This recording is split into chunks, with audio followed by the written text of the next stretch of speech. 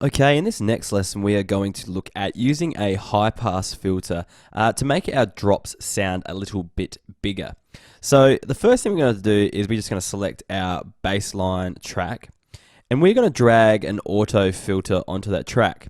Now, we used an auto filter earlier on our breakdown section in here to filter in the chords using a low pass filter. So this yellow box here indicates that we have a low pass filter selected because it lets the lows pass. So if we bring this down, it's letting the lows pass the whole time. So the low frequencies are down this end and they let them pass the whole time.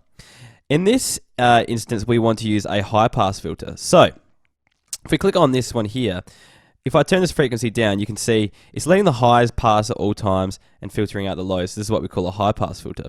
So I'll demonstrate this again. So you bring your auto filter onto your baseline track. You set it to your high pass filter by selecting the second yellow box on this line here. And we want to drag it all the way down because if we leave it up, it's going to filter out all the frequencies below it, effectively leaving us with nothing. So we want to drag it all the way down to start with so we've got all the frequencies being let in. So what we're going to do is we are going to filter out some of the low frequencies throughout this drop in this section here. So that lets the second half of this baseline of this drop. So I'm going to zoom in a little bit.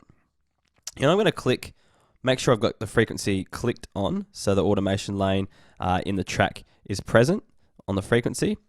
And I'm going to click in a node just before the 4 bars start. And then I'm going to bring it up at the end. And I'm only going to bring it to about 194. Okay, so the reason why I don't want to filter them all out is because it'll start to sound really noticeable if the bass goes missing, but we just want to filter them out a little bit. So it's kind of not noticeable by the ear. Basically, if you can notice it, it's probably a little bit too much. Or if just, test it out with a random person, see if they can notice anything going on there. If they can't notice anything, it's fine. If they can notice something, that's probably a little bit too much. But what this will do will thin out your track before the drop. Now, people always think they want their drops to be bigger, and so they have to add more stuff to it. But to make a really good drop, the kind of trick is to take things away, but without people noticing. So when the drop comes back in, the ideal situation is, so from here, that everything is in full, everything is complete here, and we slowly strip things back in the build-up to kind of get this illusion that when the drop happens, it's actually bigger than it really is. But what's happening beforehand is just things are getting stripped away without people noticing. So in this instance, we're getting rid of some of the bass frequencies before the drop. So just as the drop comes back in, we want all the frequencies to come back in. So let's just have a listen to this soloed as it builds up. I'll just go from here.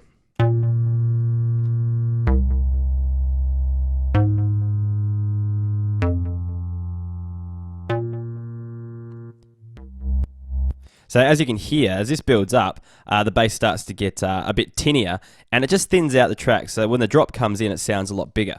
So let's listen to it with everything in place.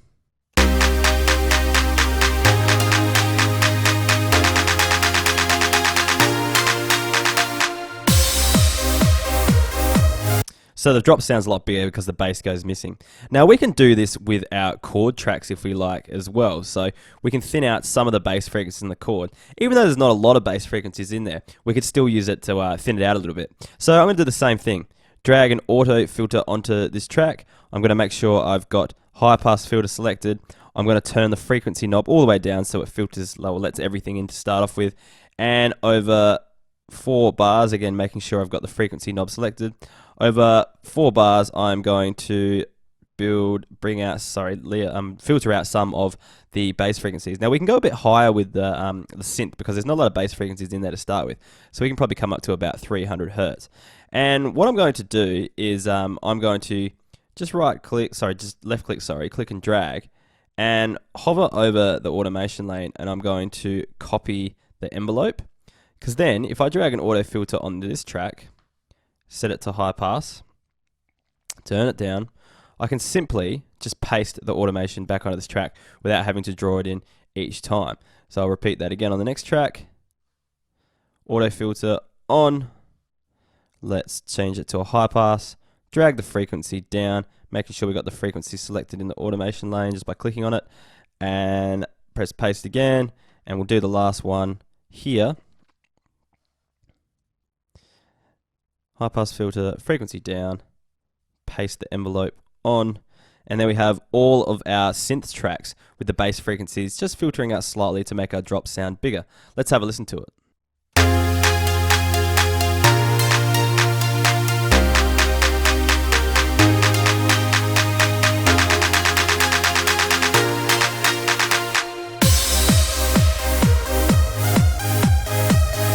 So it's not super noticeable, but it's just enough to make the drop sound bigger by filtering out some of the bass frequencies.